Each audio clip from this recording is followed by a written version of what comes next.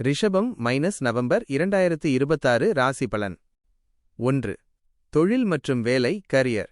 புதிய திருப்பம். 5ஆம் இடத்திற்கு வரும் குருவின் பார்வை உங்கள் ராசியை பார்ப்பதால் வேலையில் இருந்த மந்தநிலை மாறி ஒரு புதிய வேகம் பிறக்கும். பதவி உயர்வு. உங்களின் திறமையை தலைமை பண்புடன் வெளிப்படுத்துவீர்கள்.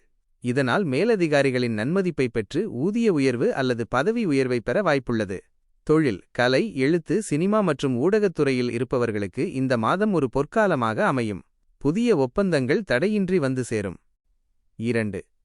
பொருளாதாரம் ஃபைனான்ஸ். திடீர் யோகம். 11 இல் ராகு மற்றும் 5 இல் குருவின் அதிசார சஞ்சாரம் இருப்பதால் எதிர்பாராத பணவரவுகள் அன்எக்ஸ்பெக்டட் விண்ட்ஃபால் உண்டாகும். சேமிப்பு. பணப்புழக்கம் அதிகரிப்பதால் நீண்ட நாட்களாக செய்ய நினைத்த சேமிப்பு திட்டங்களில் முதலீடு செய்வீர்கள். சுப செலவுகள். குடும்பத்தில் சுப நிகழ்ச்சிகள் திட்டமிடுவதற்காக பணம் செலவிடப்படும். நிலுவையில் இருந்த பாக்கிகள் வசூலாகும். 3. குடும்பம் மற்றும் உறவுகள் ஃபேமிலி மற்றும் ரிலேஷன்ஷிப். மகிழ்ச்சி. 5 இல் குரு வருவதால் புத்திர பாக்கியம் வேண்டி காத்திருப்பவர்களுக்கு சாதகமான செய்திகள் வரும். காதல். காதலிப்பவர்களுக்கு இது ஒரு வெற்றிகரமான மாதம். பெற்றோரின் சம்மதத்துடன் திருமண பேச்சுகள் தொடங்கும். உறவுகள். சகோதர சகோதரிகளுடன் இருந்த கருத்து வேறுபாடுகள் மறைந்து ஒற்றுமை பலப்படும். உறவினர்களிடையே உங்கள் செல்வாக்கு உயரும். 4. ஆரோக்கியம் ஹெல்த்.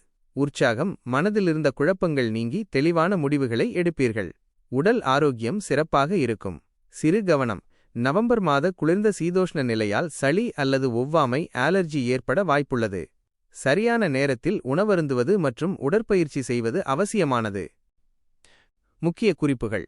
அதிர்ஷ்ட தேதிகள். நவம்பர் 2, 3, 11, 12, 21, 22. சந்திராஷ்டம நாட்கள் நவம்பர் 14, 15. இந்த நாட்களில் முக்கியமான முடிவுகள் எடுப்பதையும் புதிய முயற்சிகளையும் தவிர்க்கவும். அதிர்ஷ்ட எண்கள் 5, 6, 8. அதிர்ஷ்ட நிறம் மஞ்சள், வெள்ளை. பரிகாரம். தக்ஷிணாமூர்த்தி வழிபாடு. வியாழக்கிழமைகளில் தக்ஷிணாமூர்த்திக்கு மஞ்சள் மலர்கள் சாத்தி வழிபடுவது அதிர்ஷ்டத்தை அதிகப்படுத்தும். பெருமாள் வழிபாடு. சனிக்கிழமைகளில் பெருமாளுக்கு துளசி மாலை சாத்தி வழிபடுவது பொருளாதார தடைகளை நீக்கும். தானம். இல்லாதவர்களுக்கு போர்வையோ அல்லது உங்களால் முடிந்த அளவு கம்பளித் துணிகளையோ தானம் செய்வது விசேஷமானது.